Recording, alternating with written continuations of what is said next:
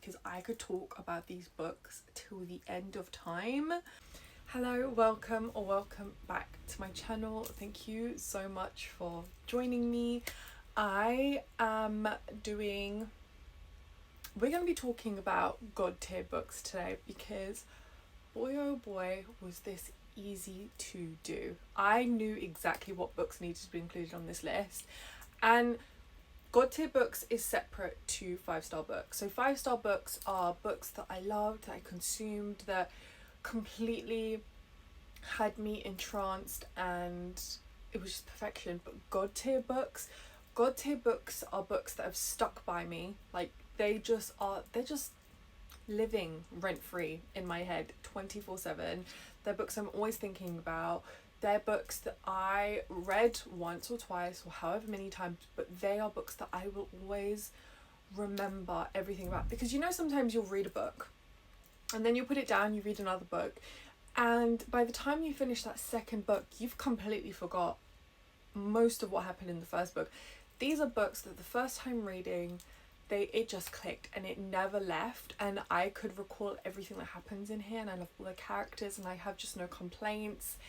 And they're books that I will always reach to go back to reread, and they're books that I will always have an itch to reread.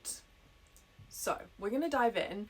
Now, I just want to preface this by saying these are my opinions. This list changes all the time. These are my top 10 God tier books. I do have other God tier books, but these are just the ones that just had to be said, they had to be included, they had to be mentioned, because I just love them so much. They're a piece of me at this point. I've got some new books, I've got some old books, and these are only romantasy, so I'm not including high fantasy or fiction, I don't really read fiction apart from Dan Brown, but this is solely romantasy. Now, the first two books on this list I'm just going to include because it's been done, they've been talked about, but they are on this list. They are one of the top ones, and I can't do this list and not mention these books. So the first one is the Throne of Glass series. Throne of Glass will always be a God tier series for me because it's the series that got me into romantasy. It's the series I bought with my very first paycheck when I left college. It's the series I reread 1,000 times and never got bored by.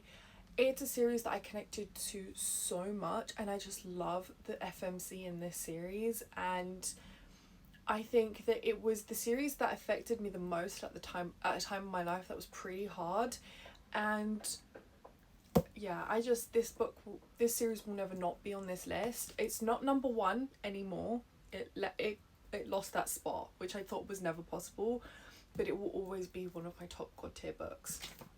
The second one is A Court of Silver Flames.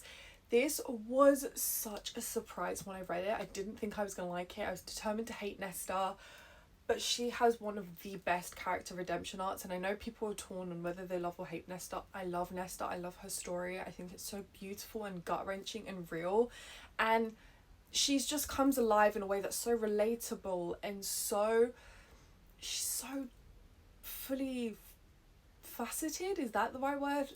3-dimensional. Like, she has so much to her, and I think that her story is one that had to be told and was told really freaking well. I've read it so much. My other copy is annotated to hell. I connected to it so much. I loved it so much, and it surprised me like nothing else, and it's one that I always recommend reading. It's my favourite book in the Court of Thorns series. I don't really particularly like a Court of Thorns series anymore, but A Court of Flames will always be my favourite in that series. So that is enough of Sarah J Maas books. Now we are going to talk about these beauties. Now, the first one I want to mention, I should have done this in order. That would have made sense. Unfortunately, I don't think that far ahead. Lady of Darkness by Melissa K. Rowick. If you follow me on TikTok, I have mentioned this series so many times. My love for this series knows no bounds. I am obsessed with this story. I'm obsessed with its characters, with its side characters, with its found family aspects, with the plot and the world. It is pure perfection. It is romantasy at its best for me, and I just love this series so much. I always have an itch to pick up this series and reread it. I have reread this like 4 or 5 times now, and I'm already planning on doing a reread this year, obviously, because we'll mention that in a moment, but I just always want to reread this. I never get bored. I always find new like facets of this story that surprise me and just be like, oh, okay, that makes sense. I understand that now.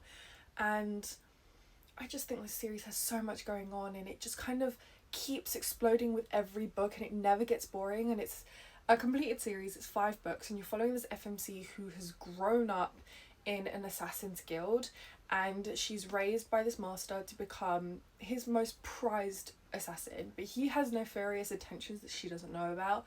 When something happens, so she was raised along 2 other women, and they become like soul-bound sisters, and she also grows up with another guy, and he kind of becomes her best friend, her guard, someone she can always confide in and can always count on.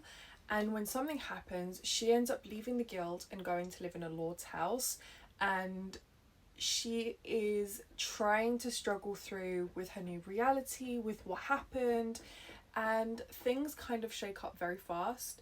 Little does she know there is a lot coming her way and a lot she doesn't know about, and her struggle with getting past her trauma, with getting past her loss, with becoming acquainted with her new reality and accepting that new reality. I just think her story is so beautiful, and I just love the quotes in this. The quotes are like, they just hit so hard. If I was ever to get a quote tattooed on my body, it would be from the Lady of Darkness series, because I just think there's so many quotes here worth being told again.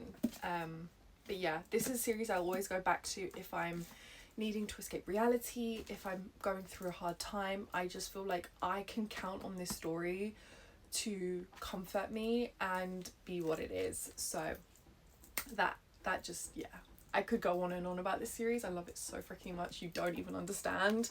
But yeah, upon that, the Legacy series is also one of my god tier books. This is the best dark romantasy I've ever read, and you know, it's not even about the romance in this, which is obviously a hard struggle time, and there's a lot of back and forth, and you never really know where you're going to end up and how it's going to kind of come to fruition. But it's also about Tessa. I think I really connect to stories with strong FMCs who have so much going on. Tessa is, so in this world, every 5 years there's something that happens that's called the selection, and the Fae are picked by these legacies to be bonded and basically become their power source. So Tessa has always graded quite low on her magic, so she is not worried about being selected. She is determined not to be selected, but she also is not worried about being selected. The legacies tend to pick the strongest Fae because it obviously gives a huger boost to their power. Unfortunately, something happens that changes everything, and Tessa is then picked to be a legacy bond. I really recommend, like 100% recommend reading the Lady of Darkness series before you reading this series, because they're like interconnected series in the same universe. Because there is a lot that happens in this series, which is almost completed by November, that I just feel like would hit a lot harder, would make a lot more sense, would just be a lot more fun to enjoy when you've read the Lady of Darkness series. Because when I'm so happy I did it that way. I mean, I discovered Lady of Darkness series before the series was even out, but I just loved the little things that happened that was just like, it got me so excited. But yeah, so Tessa is picked out to be a legacy's bond, but she's determined to get out of it, to do everything she can to rebel against it. So it's a lot of hard work. There are a lot of things that happened. Do check the trigger warnings, but it is so good in my opinion. Okay, enough of that. I could go on for so long about these books. Okay, so next on this list, I can't not mention this duology, but it's the Jasad Heir and the Jacard Crown by Sarah Hashim. No duology has ever hit me harder. No book has ever made me cry harder than the Jacard Crown. That completely took me by surprise.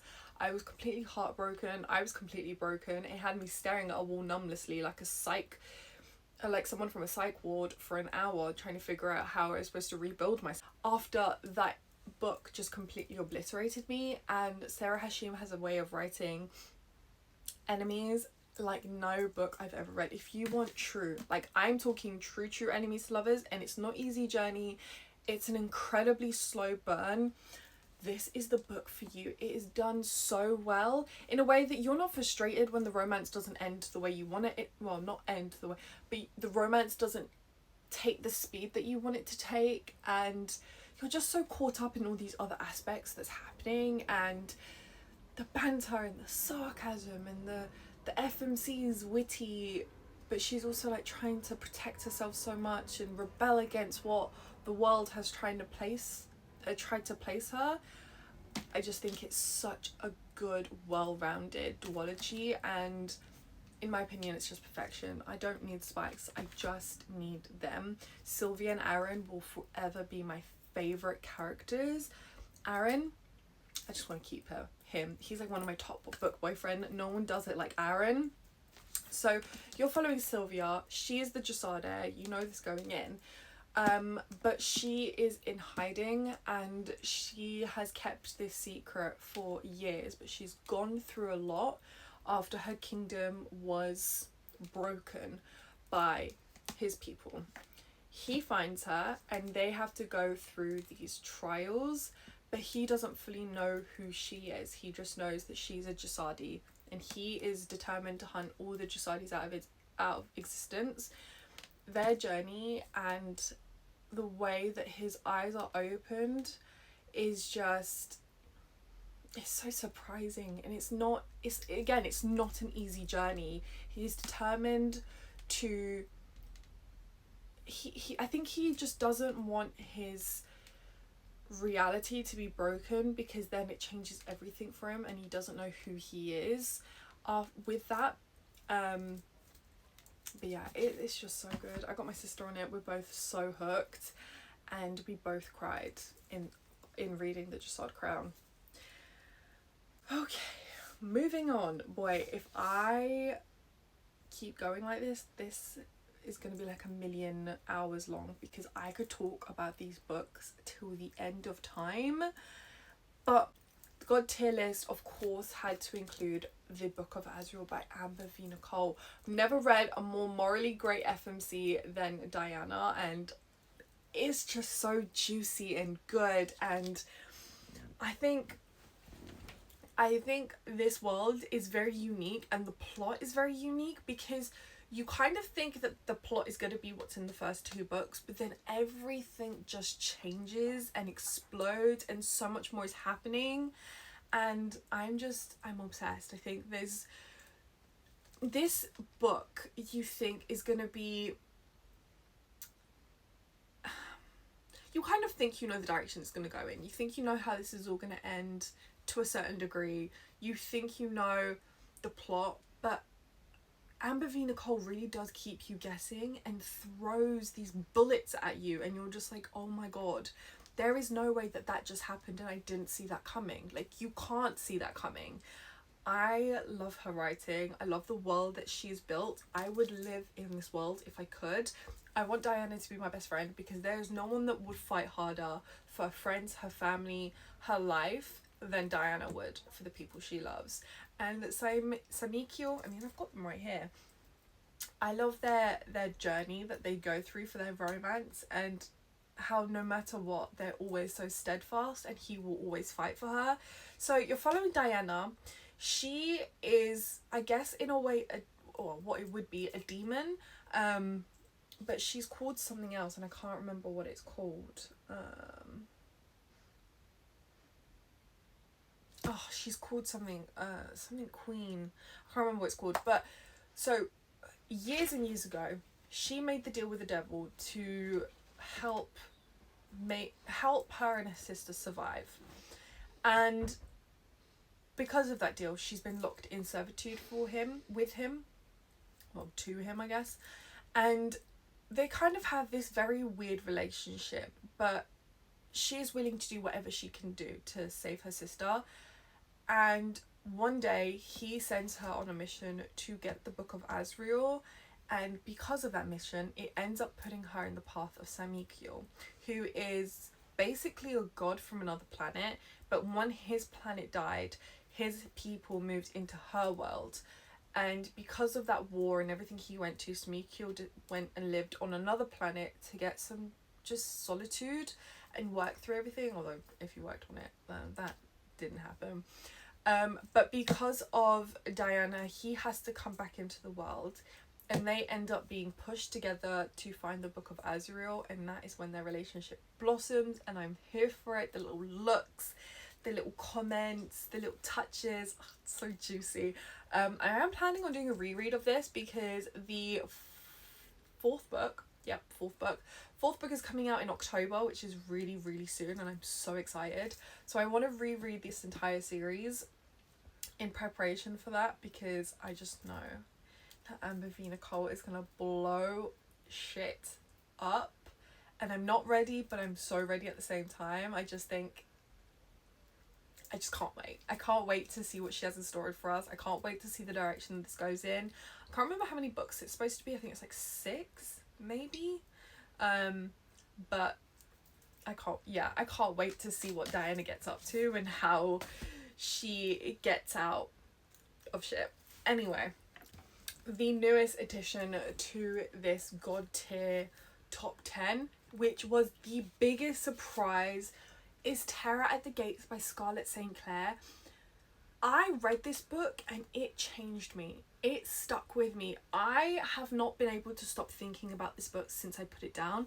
When I finished this, I was so sad because I just wanted more. I would have been happy with anything following this FMC. Just day to day, I would have enjoyed, because this FMC is just, she's so, I think the right word would be multifaceted. Like, she wants to please her family, but she also isn't happy with the place that her family's trying to put in. She's not happy with her place in this world, and she's determined to break that. But she also has so much, like, that she doesn't know about. It's just like, this was the biggest surprise of 2025. This is one of my top reads of 2025. 2025 seems to be going really well. I don't know how I'm supposed to narrow a top 10 by the end of this year, but that's future me's problem. This book is amazing. Everyone I've seen read this has talked about how amazing this book is, because this is, in my opinion, Scarlett St. Clair's best work yet. The world she's built, the urban fantasy gothic world that she has built, the religious aspect she's built into this book that's not too much but also perfect. Like, it feels like it was needed, if that makes sense. Like, I hate religious aspects in books, especially when it's such a huge part of the book, but this just works, especially for the fact that she is determined to not be a part of this religion. She's determined not to let this religion dictate who she is, especially when it's done so much to her. And this story really takes a mind of its own towards the end. You get hints and clues, but you have no idea the way that this book is going to end. And I'm obsessed with the relationship in this. I'm obsessed with he will do anything for her, and he is there. If she calls him, he is there in like the minute. He'll drop everything he's doing to be there for her, and she doesn't see it in the beginning, but then she starts to see it, and I just think it's so cute. I love it. It's supposed to be frenemies to lovers, but I don't really think they're enemies. They're meant to. The world has painted them to be enemies, but they aren't that. And you can see the way that they what's it called? It's not react. The way they, I can't remember. I don't know what the word is, but I feel like I say that a lot. But I love the little sidekick pet in here. I love the little nickname he has for her. I love that he falls first. I love that she's such a strong I love that she's such a strong FMC, and is working through so much, but she's determined to not be any less than who she is. And boy, is it spicy. It is so spicy. I just love it so much, and I cannot wait for book 2. I'm so excited to see the direction that this series takes, because you had hints and you had suspicions and doubts, but nothing could have prepared you for that ending. And I just love them. I love them so much. I really want to reread this, but I need to stop doing this to myself because I have so many books to read. I have like 73 books on my TBR, 16 on my priority TBR, and I need to reread the Book of Azrael, and I need to reread the Lady of Darkness series. I don't know what I'm meant to do. Of course, a Carissa Broadbent book has to be in this God tier books. I think out of all the books in the Crowns of Nyaxia universe so far, Slaying the Vampire Conqueror is my favourite. And of course, that world has to be included in my God tier books, because I just love how much of this world that we get to live in. Like, you have the duologies that are coming out, then you have the novella, then you have this standalone. You get to see so much aspects of this world, and it really helps your comprehension of the way this world works and all the different characters in it and all the background. And yeah, I just love the world that Carissa Broadbent has built, and I love all the characters that she introduced us to. You can't help but to. But Slaying the Vampire Conqueror is definitely my favourite. I have a thing for enemies to lovers, clearly. But yeah, I just love that she is on a mission to kill him. He doesn't know that. He thinks that she's there to help him. And, you know, he falls first. Her reality, her world is opened up because of him. And she understands that... Oh, I think that might be a spoiler. But she's sent on a mission to kill him. She's been told that he is the enemy. And while she is there living with him, pretending to work for him, things start to become uncovered and her reality shifts. And I think it's just so good. It's such a good standalone that you don't need more with these characters. You don't feel like there's anything missing. It's just a really well done standalone, and I love those. And yeah, I'm currently rereading the Crowns of Nyaxia universe, and I can't wait to get to that book. Nevermore by Miranda Lynn. Holy crap, if there's ever an ending to completely twist your head around like a freaking owl, it's this one. I was floored. I was shook by the way this book ended. I didn't see it coming.